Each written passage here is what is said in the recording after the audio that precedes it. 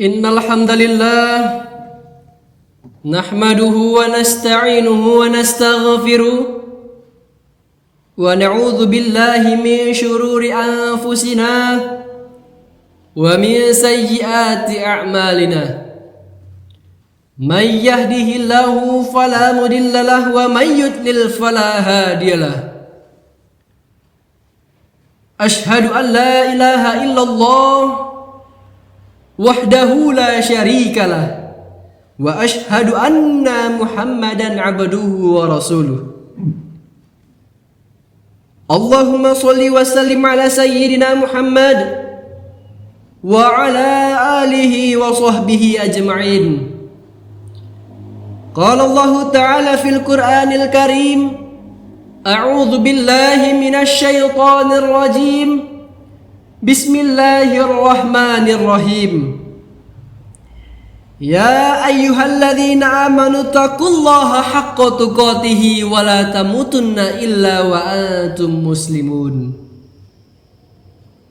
Wa qala Allah ta'ala aidan, qul in kuntum tuhibbunallah fattabi'uni yuhibbukumullah wa yaghfir lakum dzunubakum.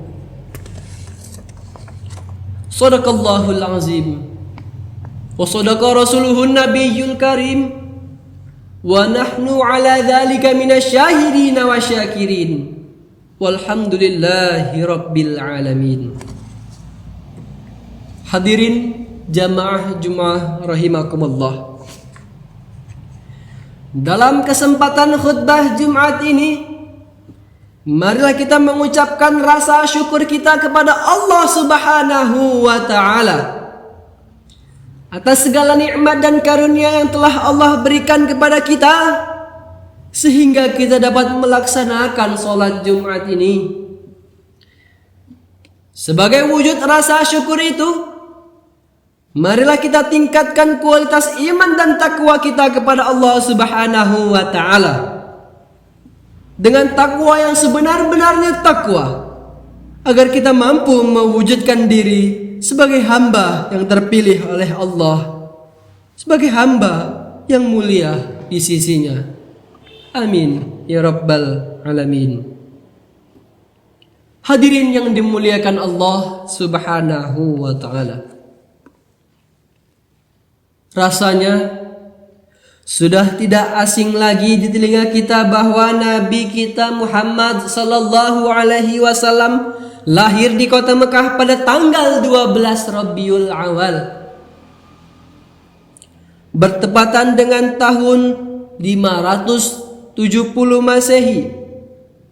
Beliau dilahirkan dari orang tua yang ayahnya bernama Abdullah bin Abdul Muthalib, sementara ibunya Aminah binti Wahab.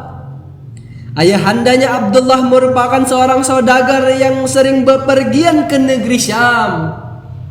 Akan tetapi Abdullah meninggal dunia saat Aminah mengandung Nabi Muhammad yang baru berusia 2 bulan. Setelah itu Nabi Muhammad sallallahu alaihi wasallam pun lahir tanpa didampingi oleh seorang ayah. Setelah lahir, Nabi kita Muhammad secara kebiasaan diserahkan pada ibu susu yang pada waktu itu bernama Halimah Sa'diyah untuk disusukan. Hadirin jamaah Jumat rahimakumullah.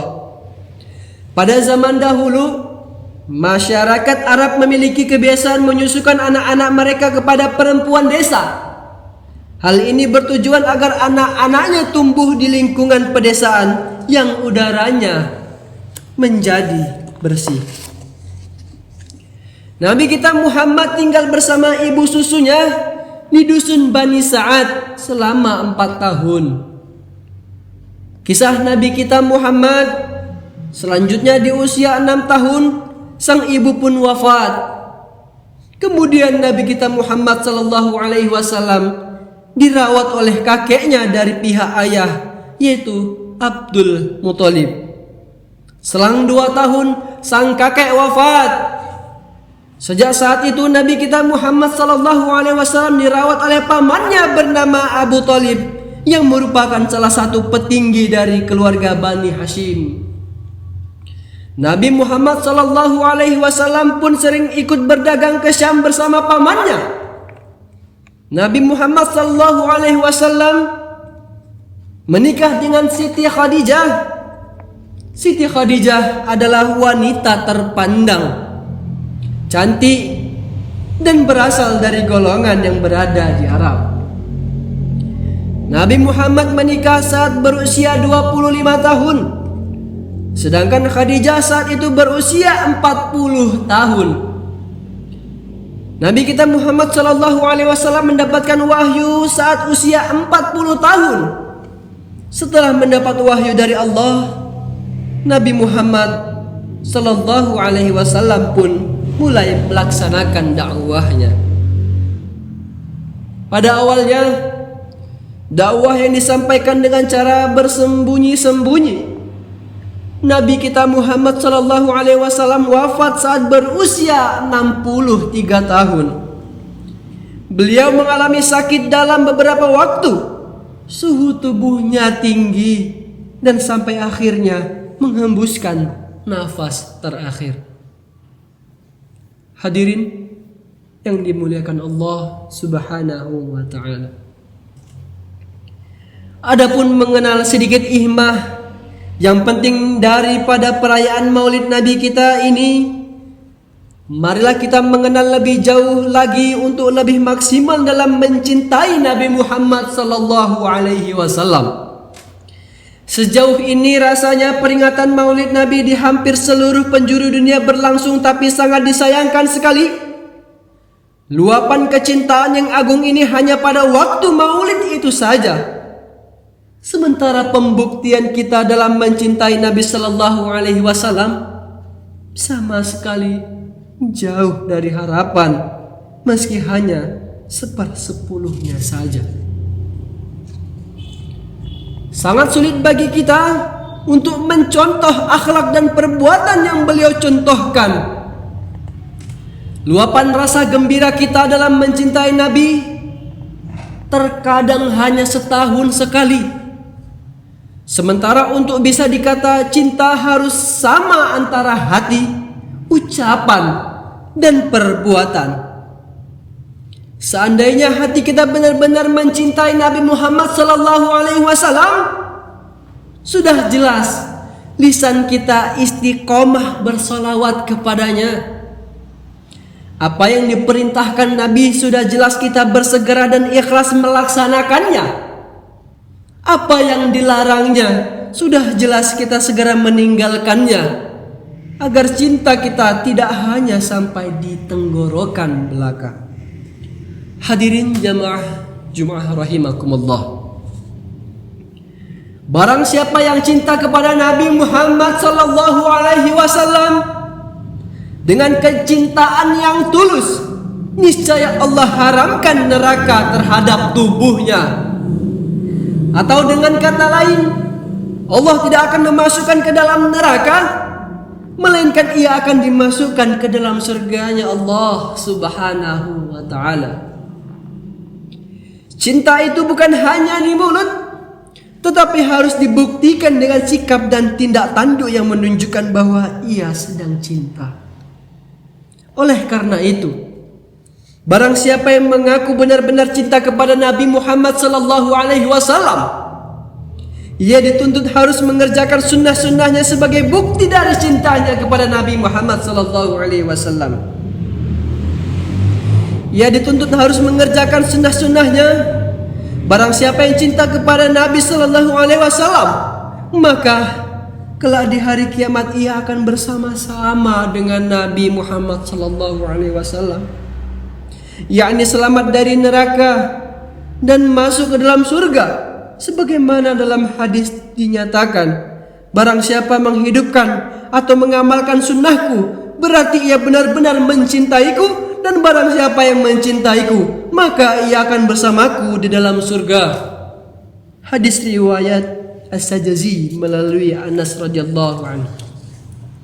Hadirin yang dimuliakan Allah Subhanahu wa ta'ala, seandainya kita umat Islam menjadikan Nabi kita sebagai suri tauladan, sudah jelas kita akan berlomba-lomba mengikuti jejak beliau, akhlak beliau, bahkan sifat beliau.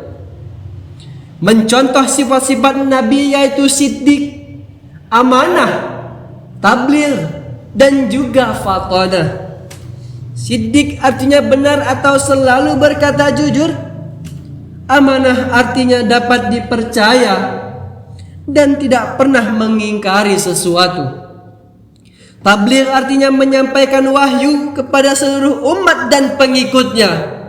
Fatanah artinya cerdas, pandai, serta bijaksana. Demikianlah khutbah kita kali ini. Semoga memberikan kekuatan kepada kita semua agar lebih bersungguh-sungguh untuk mencintai Nabi Muhammad sallallahu alaihi wasallam. Barakallahu li wa lakum fil Qur'anil azim. Wa nafa'ani wa iyyakum bima fihi minal ayati wa dzikril hakim. Wa taqabbala minni wa minkum tilawatahu. Innahu huwas sami'ul alim.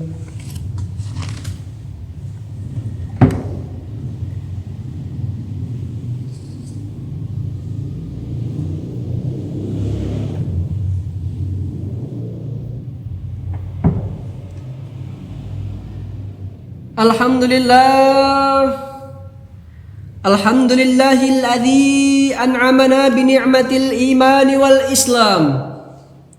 Wa nusalli wa nusallim ala khairil anam sayyidina Muhammadin wa ala alihi wa sahbihi ajma'in. Ashhadu an la ilaha illallah wahdahu la syarika lah. Wa ashhadu anna Muhammadan abduhu wa rasuluh. Allahumma salli wa sallim ala sayyidina Muhammad wa ala alihi wa sahbihi ajma'in. Ya ayyuhalladzina amanu taqullaha wa qulu qawlan sadida yuslih lakum a'malakum wa yaghfir lakum dhunubakum. Wa man yuti'illaha wa rasulahu faqad faza fawzan 'azima. Innallaha wa malaikatahu yusholluna 'alan nabi ya ayyuhalladzina amanu shallu 'alaihi wa sallimu taslima. Allahumma ighfir lil muslimina wal muslimat wal mu'minina wal mu'minat al ahya'i minhum wal amwat birahmatika ya arhamar rahimin. Allahumma dafa'anna al-ghalaa'a wal balaa'a wal wabaa'a wal fahsyaa'a wal munkar was-suyuf al-mukhtalifata wasyadaa'ida wal mihan ma zahara minha wa ma batan min baladina Indonesia khassah wa min buldanil muslimina 'ammatan innaka 'ala kulli syai'in qadir. Rabbana atina fid dunya hasanah wa fil akhirati hasanatan wa qina adzaban nar. Ibadallah, innallaha ya'muru bil 'adli wal ihsan wa ita'i dzil qurba wa yanha 'anil fahsya'i wal munkari wal baghi. Ya'izukum la'allakum tadhakkarun. Wadhkurullahal 'azima yadhkurkum washkuruhu 'ala ni'matihi yazidkum wa la dzikrullahi akbar. Aqimus shalah.